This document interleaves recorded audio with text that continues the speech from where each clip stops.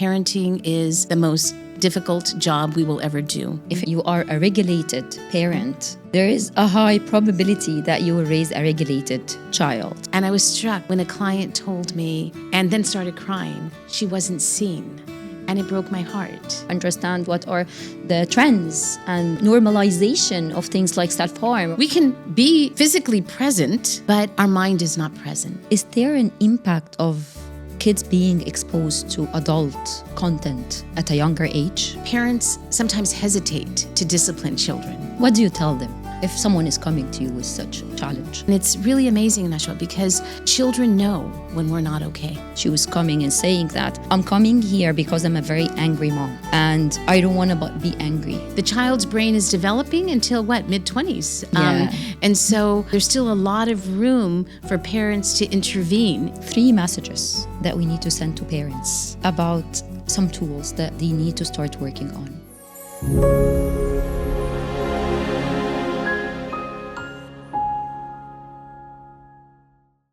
Why does parenting feel so hard these days, especially whenever you're parenting a preteen and teen?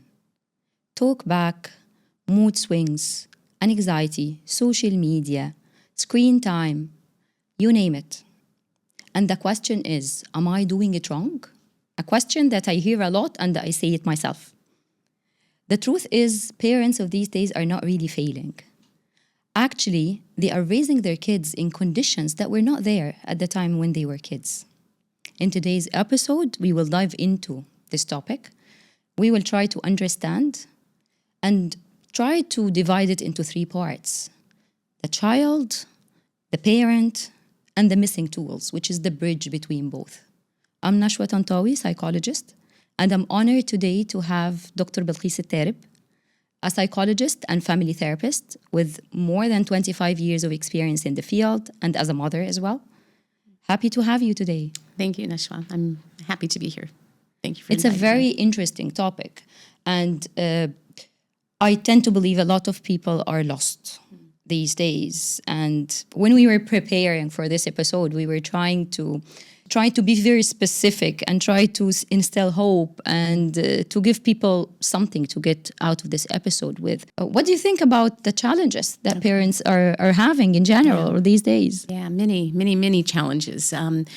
And really what we are experiencing as parents is a reflection of kind of what's happening worldwide. And so the world is moving very quickly.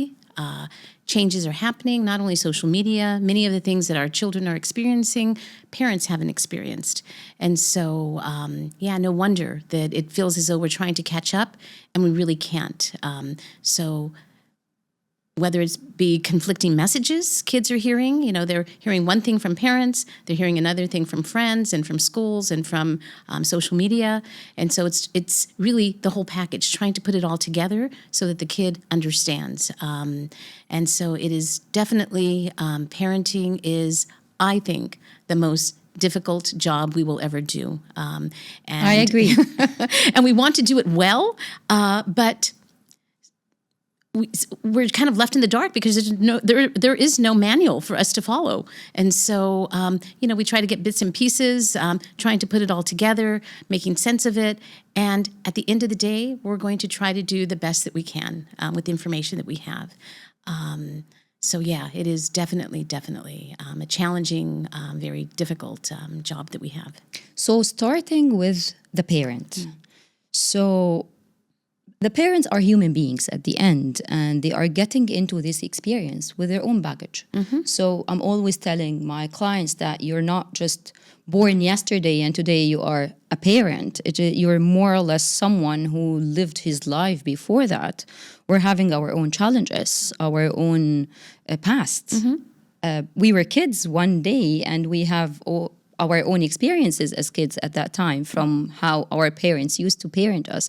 So if you look into like the parent's world, the inner world of a parent, what are the main challenges that you see on a professional and personal level as well? Right. Well, first of all, to go back, yes, there is no instructional manual, so we can't read it. Although there are parenting books that often parents will use to kind of guide them on how to raise children, kind of what to expect in terms of child development. But who the parents are, one of the things that we often forget is that our first teachers are the homes and our parents. And so we often forget that because we will get married, we will have children, and we think, okay, maybe that wasn't done right. We're going to do it differently. But then we don't really have a model on how we're going to do this. So some of the issues that parents have, like you say, is kind of carrying over either past traumas or kind of the baggage they have from the past. And they may not even recognize that they have it because they haven't yet fully understood how the past has shaped the present. If they get into therapy, then this is something that we talk about. They may find that some of the issues that they are experiencing currently are issues that troubled them in the past, or perhaps these are issues that parents had. Now they are experiencing it. I often find clients who will say, and we have said the same thing, we're going to do things differently. We're not going to do what our parents did. And yet, the only model that we have are what our parents did. And so even when we really try not to do what we said we weren't going to do, we often fall into doing exactly the same behaviors. And so it's really looking at, who I am today, how was that shaped? What were the influences in my life? How does that significantly shape the thinking that I have, the feelings that I have? Because all of this will be part of me raising a child. And so if I think that none of that is important, or if I think, that's just in the past, I'm not going to deal with it, that will greatly shape what we're doing in the present. So the recognition that, yes, we don't have to stay in the past, but we have to recognize what that was like. What was our early childhood environment like? What do we understand about the modeling that our parents provided? Were there parents? Were there not parents? Were we raised by grandparents?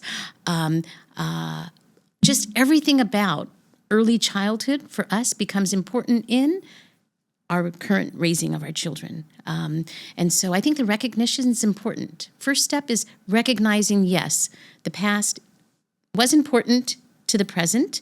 Now, I do not have to repeat the past, but I have to recognize it so that I know how to make changes. Okay, so just reflecting on this, because I see it a lot in therapy rooms, seeing individuals, they are like talking about that they are triggered by certain behavior that happens, or certain encounters, or certain age of their kids. And they start to feel negatively about themselves or negatively about their parents. And it is not just about the kids' behavior. Sometimes their reaction is a reflection of their own internal insecurities or their own internal challenges or previous experiences that caused them to react in that way. So what are the main, I'm not going to put it into disorders, but we can put it into psychological or emotional challenges that might shape the way I am treating my child or a kid right now, especially as a preteen or a teen. So, for example, sometimes, many times, our parents have been troubled by depression, but we didn't label it as depression. We just know that the person was not emotionally available, or they were anxious, or they were never in the home. They were busy doing other things outside of the home, working, finding other things to do. As a kid, we didn't know what that was. We just know, our parent wasn't around. And so we may not recognize that, okay, we can label that anxiety now. We can label that depression. So that greatly influenced the way in which the parent was or was not available to parent the child, or now the adult, us, exactly. There could have been substance abuse, but we didn't label it as that. It's just that that's what parents did, and we just didn't know that's what we call it. And so there are many issues that that we may have experienced. There could have been negligence. There are just so many different pieces. There could have been lack of attachment to a parent, causing some kind of personality disorder. So there could have been different facets of early childhood raising that now influence us. And again, we don't even know what that was. We just know that we're not connecting with our child. We are not available to our child. But we don't recognize that that's some of the past because we think that that's normal. That's the way parenting is, because it was done to me. And so again, recognizing what some of these triggers are, where or how, what's really going on here so that we can explore further not only what it meant, but then what is it that we do about it? Because again, often clients will say things like, well, we don't want to stay in the past. Yeah, absolutely. We don't want to stay in the past, but in order to understand how to move forward, we just have to recognize it and then, okay, it happened. Now let's move forward with the skills necessary to remedy things. Which is more of seeking therapy and healing and trying to recognize the challenges that we had during our childhood that impacted us right now. Absolutely. But other than that, there are other challenges, emotional or psychological, that are related to the present, the here and now, that were not because the way we were parented as children, that related to the fast-paced world and the life that we are living, hormonal changes, the lifestyle that we are in. We are seeing a lot of adults with anxiety and depression, like the numbers are increasing dramatically. Stress, burnout, a lot of other factors, along with the expectations from adults right now to cover the needs of their kids and to live their lives as well, their own ambition and parents working and so and so. So from the perspective of the current life that parents are living, how do you see this in the therapy room? A lot of current challenges. Not only do we have a world where nothing is clear, and it seems like right when you think that, okay, foods are grown, we're gonna eat organic food because that's healthy, then you find, well, not all organic food is certified. And so here parents are finding conflicting messages. Of course, the children will as well. So we have parents who are stressed because of work demands. There's job instability, so financial instability in the world. We just have a host of issues that parents themselves are dealing with. Am I good enough? Am I a good enough parent? And how am I going to measure that? Is it by how much money I make? Is it by the property I have? Is it by how well my children turn out? Is that how I'm going to measure success? So there's just so many demands being placed on parents that they too are feeling the strains of trying to raise their children in the best possible way, trying to live up to whatever expectations they have of themselves, and just trying to do the best job that they can. So there's many demands, and we see it all in the therapy room. What do you tell them if someone is coming to you with such a challenge? First of all, breathe.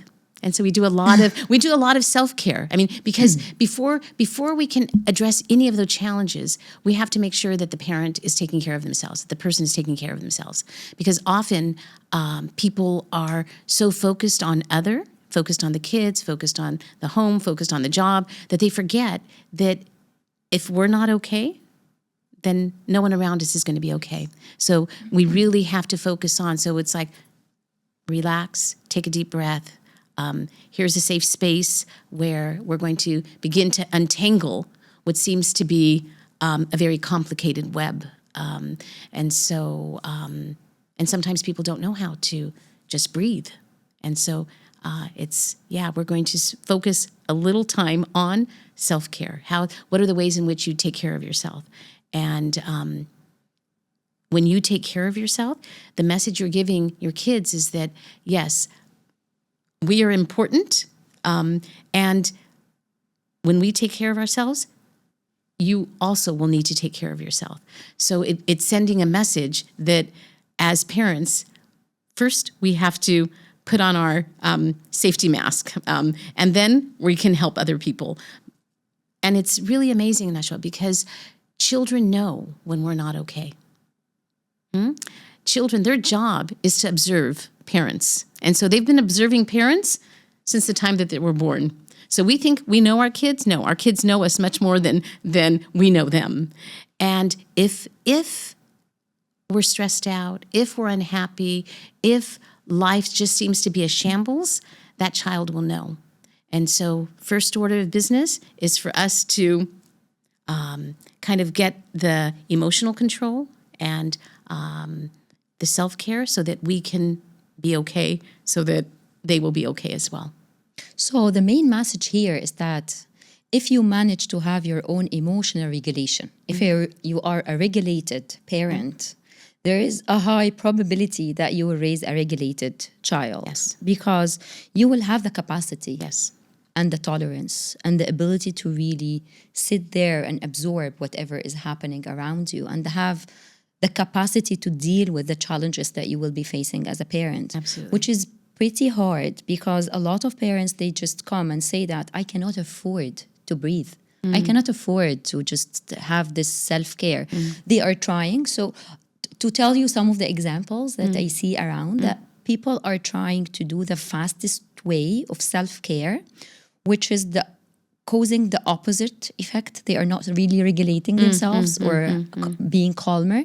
They are going into like shopping sprees. They are overeating.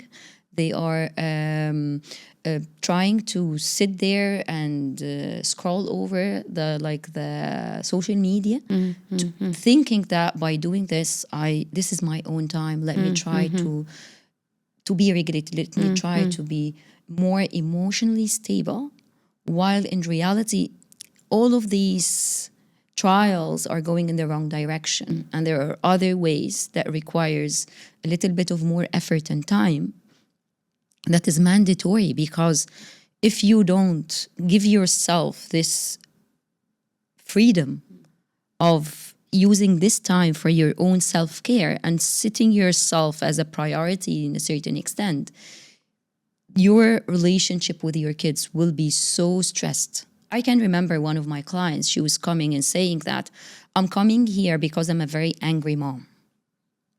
And I don't want to be angry.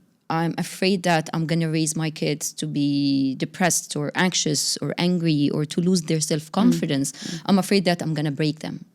And when we try to figure out what is going on, and we realize that a lot of issues that are related to her relationship with her kids are related to her own burnout.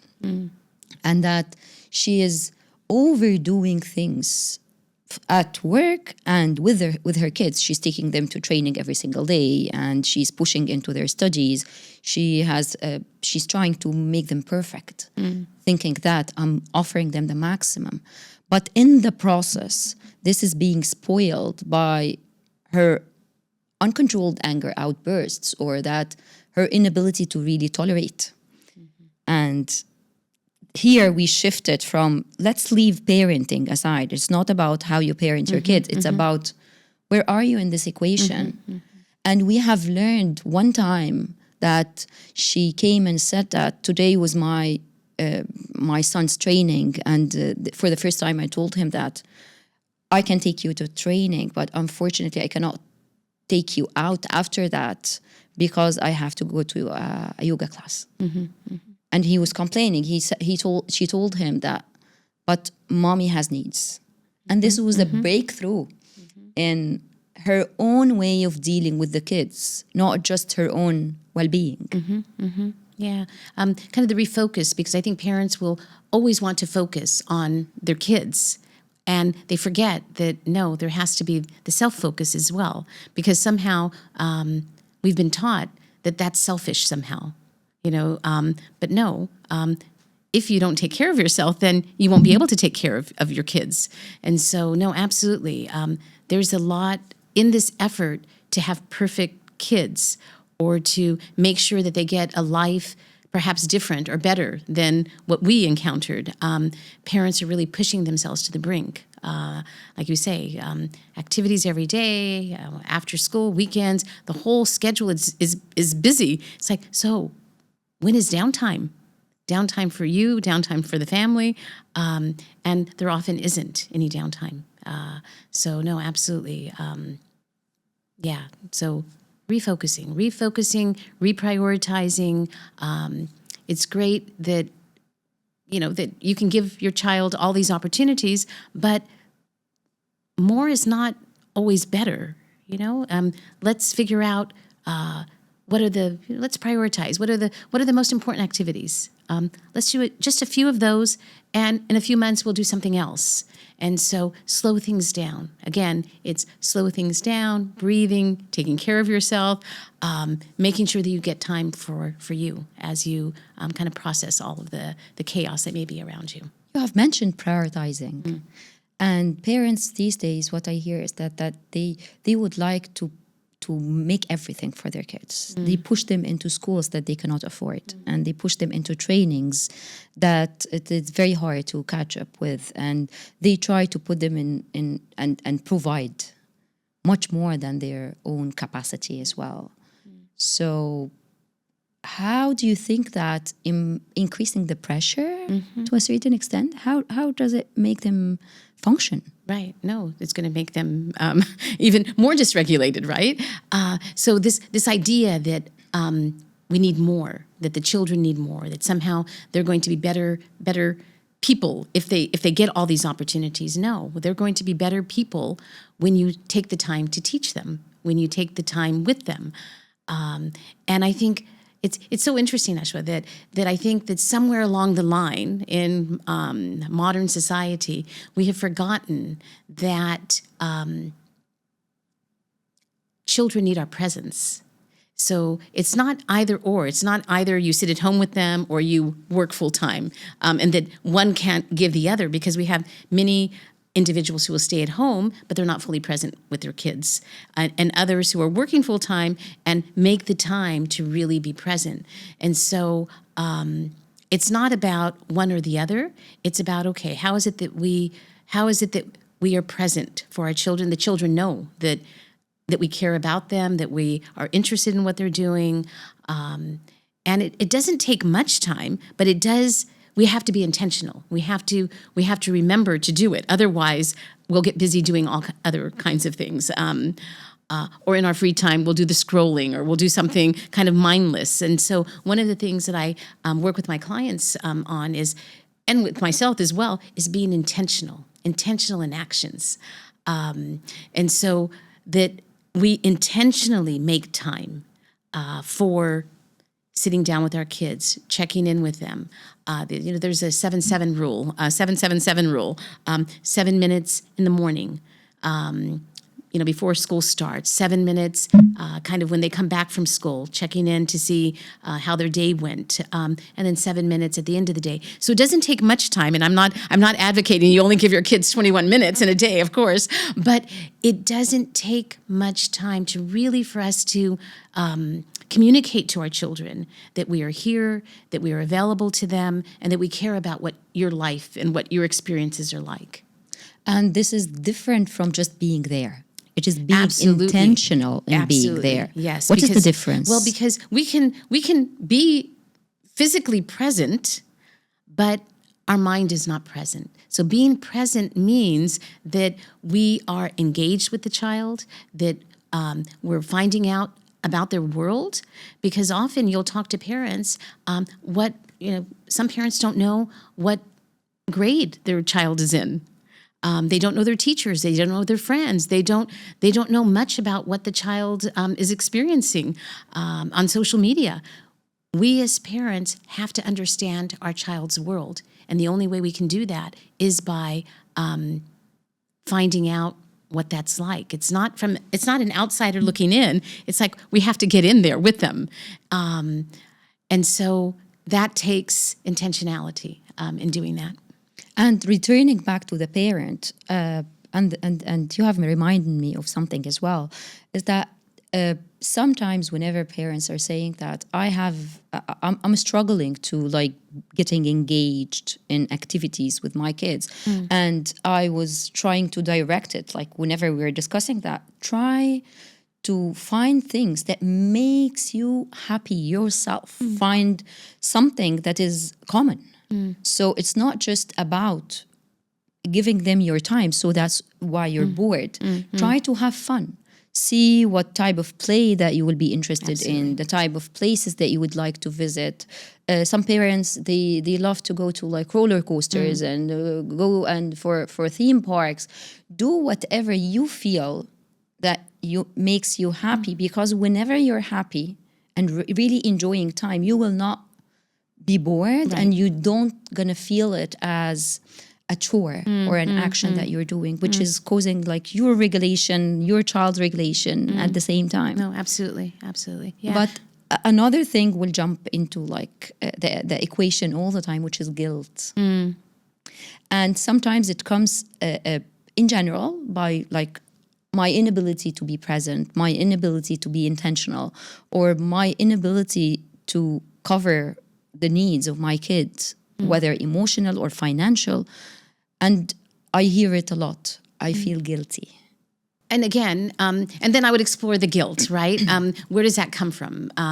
Is it typically it's feeling as though that we're not giving the children enough? But what is it that children really need? I mean, I think that's something that we really need to explore with our clients. Children don't need expensive schools. They don't need expensive things or even experiences.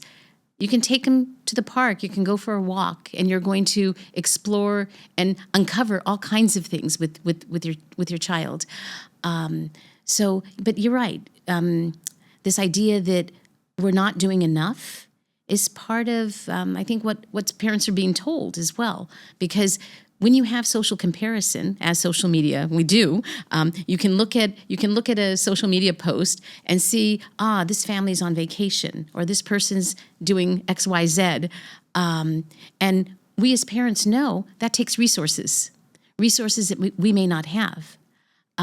So social media really has played a hapa with people's kind of expectations about what they what their lives should be like, rather than, without social media, whatever environment you're in, that was real. That is what you had to deal with. Now you're looking at all of these other pictures in the world, and you're thinking, oh my, why not me? And if your child brings this to you, and this is expectation, and you know that you can't reach that, there could be some guilt.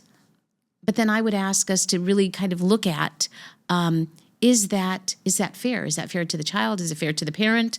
And this then becomes a conversation with the child. Opportunities for us to teach the child that, everything that we see isn't always real. And everything that we see, it doesn't mean that we should be going after these kinds of things. And so there's so much that as parents, we have to engage with children as to kind of resetting the expectations so that they don't believe that everything they see is in fact real. And again, these are messages that we will have to teach them anyway, because a lot of marketing advertisement is kind of geared towards making people believe that they need or want something when in fact they never even thought about it. So again, it's kind of pushed the agenda for parents that this is an important kind of thing, that we should be talking to our young people about this. So to wrap up the parents' inner world, there is an important factor that is related to understanding your own issues, insecurities, previous trauma, how you can perceive or see how your parents were dealing with you at a very old time, and to forgive or to understand, or at least to understand the impact of what happened in the past on you right now. There is the understanding of your current challenges in life in general, and make sure that you're doing the right thing, going to therapy, healing, doing any type of self-care that is possible, the real type of self-care that will make you more regulated and a happier person.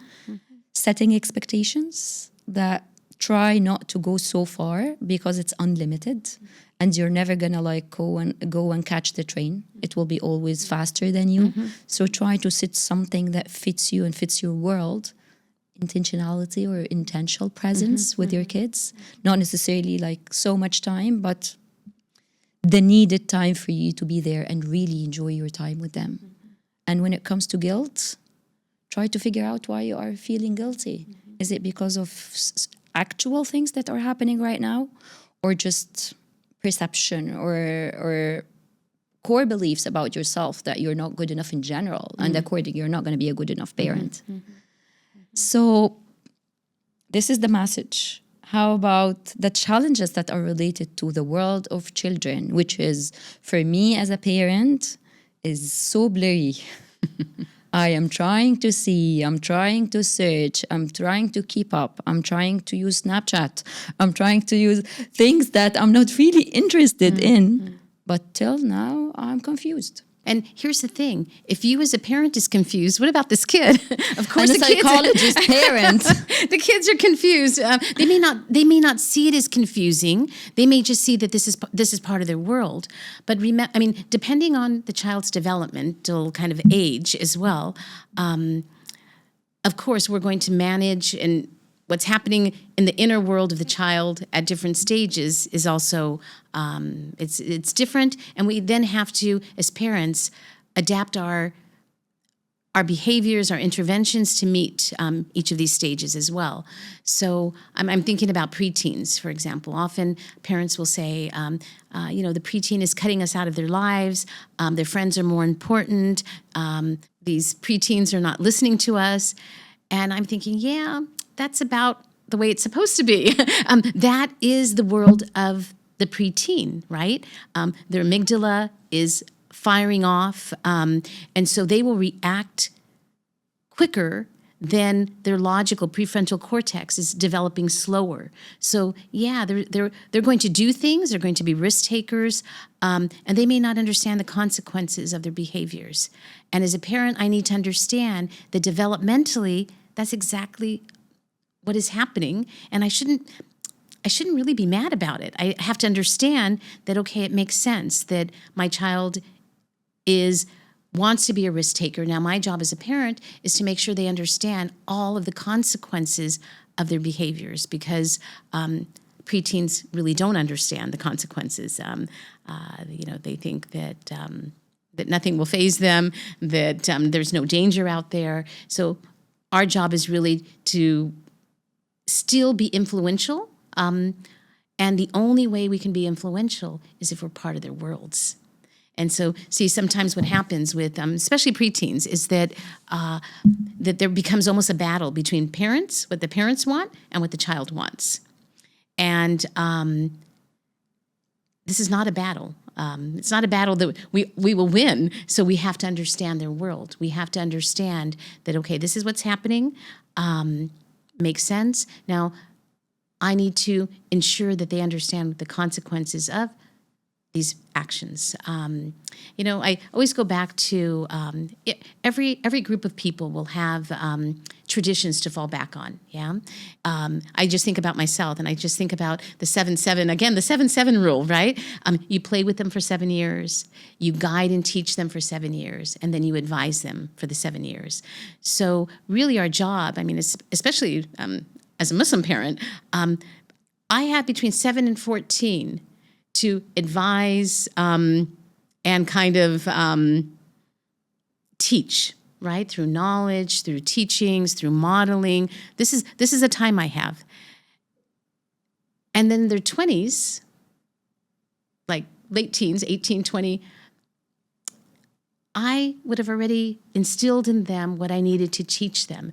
Now I have to trust that they have the foundation, And now it's up to them to live their lives. And what they do is not a reflection on me as a parent. And I think sometimes parents kind of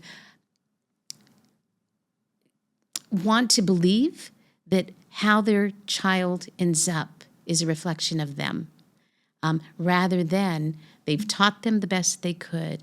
They've done what they could to make them good human beings. Now it's on them to take what we've got, what we've given, and for them to make their own lives. So this idea of that the brain is still under construction, like the preteens and teens brain is still under construction, even when we assume because of the exposure that they are having these days, it started very early for kids like 8 and 9 and 10 years that used to be perceived as babies in the past. Right now, they start to talk back. They start to give you big words and talk about diagnosis and talk about toxic people and say things that sometimes you feel that they don't understand what they're saying, and sometimes you start believing that they are old enough to understand in a logical manner. But in reality, as you were just saying, that their brain is still under construction. They have, I have read this statement that kids have emotional awareness, much more emotional awareness than before, but without the skills of emotional regulation or the ability to do that. So they understand the words, they can say it. They have better awareness about what might be happening right now to them or what they are feeling is cold. But actually their brain is not really able to regulate this or to think in a logical manner. So do you see parents that have expectations from their kids and in reality their kids are not really comprehending this, which creates conflicts? Right, absolutely, yeah. And this is why then it becomes not the child's issue, it becomes a parent's issue. Returning to the first point again. Exactly. But no, absolutely. I mean, the child's brain is developing until what, mid-20s. And so there's still a lot of room for parents to intervene by kind of showing them, pointing out to them. There's different things that we can do as parents, but getting angry and responding to a child with anger is not effective. And so I will sometimes see parents more upset and they are dysregulated rather than the child, because the child doesn't understand why the parent is as upset as he or she is. And so what I tell parents is that can you explain to your child what the fear is, what the concern behind the anger, what's going on here, and I mean it takes practice, but they're able to. So one of the things we'll talk about is communication, but I think we'll get to that later. As a skill, learning how to communicate to the different developmental ages, whether it's a 5-year-old, a 10-year-old, 15, 20, 25, whatever it is. But really learning how to communicate, that is definitely a skill that all of us can get better at. Yeah. So for this generation, like the generation Alpha right now, they are preteens. Is there really an increase in emotional and psychological disorders? Because I have been reading a lot of researches and numbers that are saying that the numbers are increasing for anxiety, for depression, for emotional issues, for behavioral issues, for ADHD diagnosis. It is more of 1 out of 4 kids that might have a diagnosable disorder. Right. I mean, is there... Again, there's definitely more identification, because I think I've had clients come in to tell me, youngsters is telling me that we have anxiety, we have depression, we have, we're thinking we're on the spectrum. I mean, they will come up with all the various diagnoses. It's like, where did you get that from? Oh, we went on the internet and we did some surveys and we've diagnosed ourselves. And so definitely information is more readily available than in the past. So is there more, are there more people being diagnosed because they're more familiar? Or are there, in fact, more anxiety, more depression, more of these psychological disorders? I don't think that there really is the data on which is coming first. Is there more? Is there not? Definitely, people are exposed to a lot more. That is definitely true. And they have shown reports that, especially young people, but not even young people, all people, the more time we spend on social media, the more affected we are. The data seems clear on that. What are the impacts? Well, people are more anxious. They're, people are more depressed. So yeah, social media does have that effect. But try telling a young person not to use social media. And I would not advise that, but we can say, let's limit the input, or let's limit the usage of social media for young people and for all of us as well. And so I think recognizing that there is an impact, that it does affect mental health, that's one piece. Now, what are we going to do about it? So with parents, I often work with, and with young people as well, how much time do you spend now? I've gotten as much as 8 hours a day. I'm thinking, is that even feasible? Can you spend 8 hours a day on social media? How many times do you have? Exactly. How many hours? Exactly. But often kids are not sleeping when they're supposed to be sleeping. They're sleeping much later. And that's the other piece. Parents really get upset about kids not holding a particular bedtime. But as the growing body changes, it would be atypical for a teenager to be in bed by 11 o'clock. Because sleep patterns change. And so even for parents to understand, okay, so it's going to be difficult for your child to be in bed by 11 o'clock. So let's, if 12 o'clock, is that still okay? Can they get enough sleep before they're up by 6 o'clock the next morning? These are the kinds of things that then we begin to talk with parents about.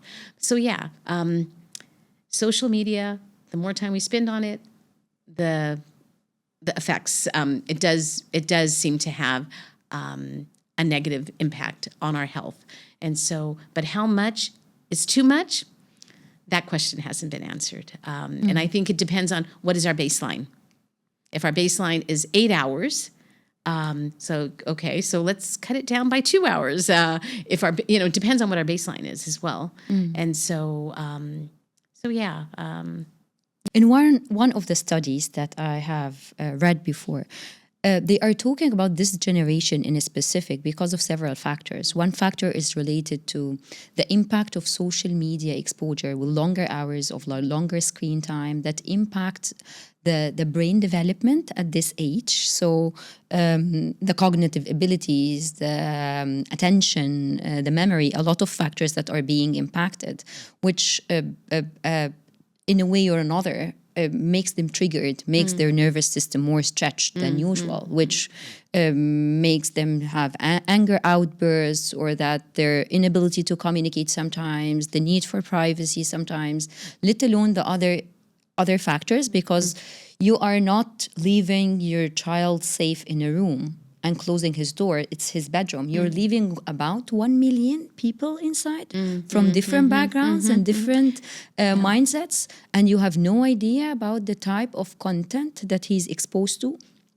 And unfortunately, they have mentioned the exposure to content that is above their biological age, above their mental abilities to really understand and rationalize in a way, which puts them under a big pressure. And as a parent, if you don't know, if you're not into that child's world, that would be you would completely be unaware of that. But you're right that whether it's games that are kind of couched, they look like they're fun games, they look like they're kids' games, but there's adult content. So, and if parents are not aware of this, that if they're not aware of that, that your child can be playing a game, but they're also chatting with people, like you say, from anywhere. You don't know who these people are. So, absolutely. We need to be careful. We need to pay attention to that inner world. So we can't just close the door, let them be on their iPads or devices without supervision. So supervision becomes very important. Is there an impact of kids being exposed to adult content at a younger age on their emotional well-being, on their psychological well-being? I mean, definitely. I mean, but I mean, I haven't read the research on that, but definitely. Any child who's exposed to content that is beyond their age appropriateness will be adversely affected. There's something called the ACE, which is the Adverse Childhood Experiences. And in that, there's all kinds of situations that may put, that children may have experienced. And if a child has experienced several of these conditions, it puts them at risk for both mental and physical kind of health issues later on. So one could be watching or seeing violence. And so if a child is seeing this on a screen, it's kind of one and the same. What's the other? Child who has alcoholism in the home, for example, that's putting the child at risk. Physical abuse also. So different conditions.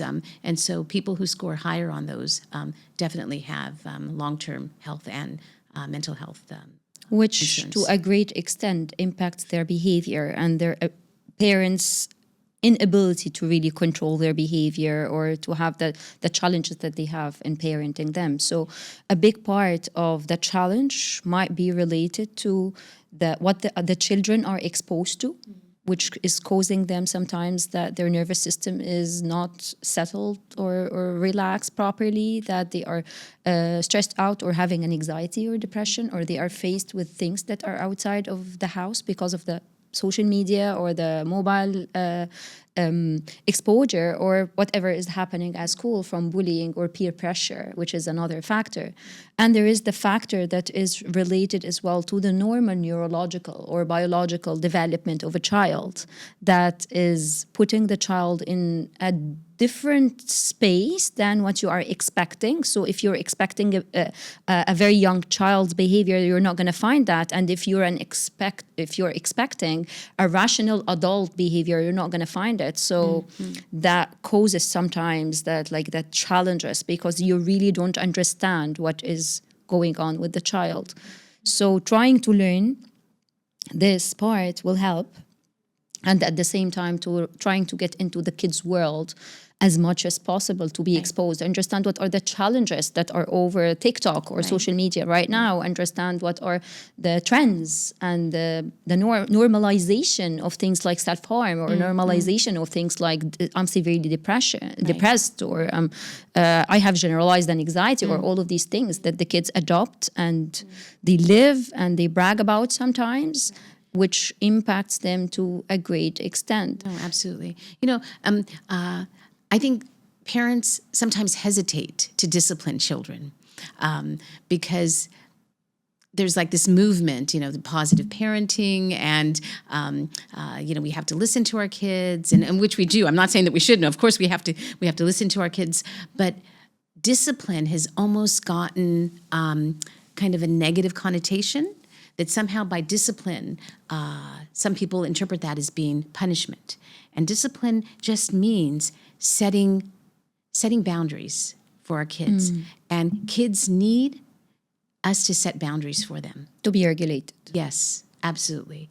That some things, that this is a parameter by which you are free to operate. Outside of that is not okay. And somehow, parents feel as though, oh gosh, no, I can't set boundaries.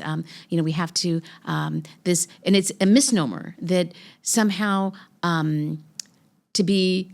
we want to follow positive parenting. We want to be emotionally connected to our kids. We want to see what they're feeling. We want to make sure that we explain everything to them. That's all great, but it is a balance between doing that and making sure we set the boundaries. That no devices in the room, that's a boundary.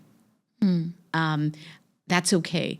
That we're only going to have X amount of time of screen time. That's a boundary. That's okay. But parents almost fear that, oh no, that they shouldn't be doing that. But no, that's fine. You can do that. We can set the boundaries as parents. That's what children need, and that's what we have to provide that for them. Which takes us to the third point, which is the tools. And you started by one of the most important points, which is setting boundaries. What else do you feel that the most important tools that we need to understand to put this bridge between parents and child?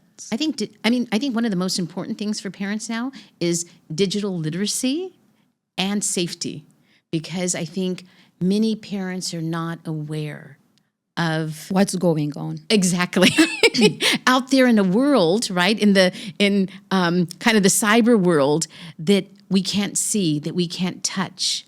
And this world is completely different from the world that they grew up in, because they were in the tangible.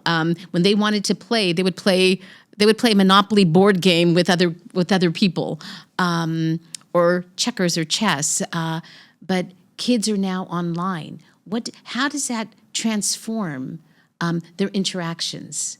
Because now they have friends that they don't see, that they really don't know. And so do the parents know that they have these friends, these internet friends? And if you ask kids, they are adamant, no, these are their friends. And if parents don't know that, then they don't know what influence these friends are having on their kids, because you don't even know if these people exist. They could have another identity. They could be age inappropriate. Yes, yeah. There's so many different factors. Yeah. So I think I wouldn't say, I don't even want to rank them, but definitely boundaries, setting boundaries, definitely digital literacy and safety, and really understanding the world that our children are in, the digital world that they're in, is, I think, absolutely important. What else do you see missing, or parents are not good at? Good at. I wouldn't say that they're not good at, but I think there's, for all of us, right, there's room for improvement. I think communication. I think we all can become better communicators. How? With like a much younger child with all this confusion? Yeah. Part of it is recognizing what our triggers are, and recognizing why that triggers us. But the better we are able to express what we want to say, whether it's feelings that we have, whether it's safety precautions, whatever it is, we have to be able to say it in a way that is not with no anger, just very clear that this is what I'm thinking. This is, and it depends on the child, of course, but here are the boundaries. This is why I'm caring about this particular outcome. And when you communicate, if you create the safe space for kids, they will come to us when they need us. I find sometimes the parents will say things like, they will ask kids a question, and they get the answer, and then they get angry with the answer. And it's like, no, we can't do that. Because if we ask kids and they give us the truth, and we get upset with the truth, then what we're saying is that we wanted you to lie to us. Yeah, and lying is a very big problem. Yeah, exactly. That a lot of parents are complaining about. And I was just discussing this recently about lying is just the outcome. It is not the problem. The problem is something else. The child might be afraid of consequences, or he might have self-confidence issues, or that they don't want to disappoint their parents, or they have a problem with confrontation in general. They try to escape the problem. And sometimes we need to open a space for this. So as you just mentioned, that communication, and I call it open communication. It is not communication to come and bring your child and try to breach them or tell them something that they are supposed to do, because it does not work that way. It is more of having an open communication whenever possible, with open-ended questions, listening till the end of listening, which is pretty hard because sometimes we need to fix or to give advice or to jump into conclusion or to moderate the situation, which is not going to work. We need to listen and accept whatever is happening, as long as it is within the boundaries or the risk factors, for sure. But we should be a little bit more tolerant to open the space for communication. So it is always the pull and push effect of what I can, or striking a balance between what I can accept without like feeling that I'm harming my child or this is against my culture or something like that, versus opening the door to create this tie, this connection, this trust. Absolutely, yeah. You said something that I wanted to comment on as you were talking about that, because it's really important that it's not about, it's really about creating that space where the child feels as though they can speak with you openly, and that you're not going to respond, and they're not going to get in trouble because they've shared something with you. That everything that our child says then becomes an opportunity for us to teach them why it is that we believe or think a particular way. Because remember, they're getting all kinds of conflicting messages, and we want to make sure that our message is in there as well, that they haven't completely shut us out. Because if they shut us out, then that means they haven't taken our perspective at all. So making sure that we listen and that we hear what the child is saying. And I was struck when a client told me that, and then started crying, that she wasn't seen. And it broke my heart, because ultimately all individuals want to be loved, want to be appreciated, and want to be seen. And being seen is not just by words, it's by feeling what the other person is experiencing. And I mean, this kid wasn't very, I mean, it was a youngster. And I thought, wow, how profound is that already this young person knows that she's not being seen. And so it's like, okay, how is it that we all, whether teachers, parents, all of, as a therapist, I will definitely see her and make the space so that she feels understood. So 3 messages that we need to send to parents before we finish today about some tools that they need to start working on to have this connection. Yeah. Communication. Okay. Communication, guys. Communication. Yeah, communication. It sounds difficult. Digital literacy and safety. Like I say, I can't say enough of that, because I think that is a world that most parents really don't understand. And so if you don't understand it, then there's digital literacy courses online. I mean, it's something that we really have to understand what the risks are for our kids. And third one? Boundaries. Setting boundaries. Yeah. And feeling okay about setting boundaries. Oh. So I tend to believe that it's a topic that we might need 100 episodes to talk about, because it's pretty hard. But what I always say is that it is a work in progress. Absolutely. That parenting is not just about one thing that I have done today and I failed, or I did it right, I did it wrong. It's about that sometimes we need to do it 100 times for it to make an impact. Absolutely. And our children are developing in the process. So nothing that we are doing or saying will just be thrown away. It makes an impact if it is coming from our heart. Yet it might not have an instant impact. So I always tell parents, don't be frustrated easily. It's a process. Absolutely. So thank you so much, Dr. Belkeis. So the last thing that I would like to say today to everyone watching this episode, if this resonated with you in any way as a parent, I want you to just remember one thing. You don't have to be a perfect parent. There is nothing called perfect in general. There is ability to be present. There is ability to be loving. There is ability to be an ongoing learning. And this is the maximum that you can do. You're doing your best and you're not alone. We're all in the same boat. And hopefully we all manage to raise this generation in a way that will put them in a safe and happy place. Thank you so much and happy day.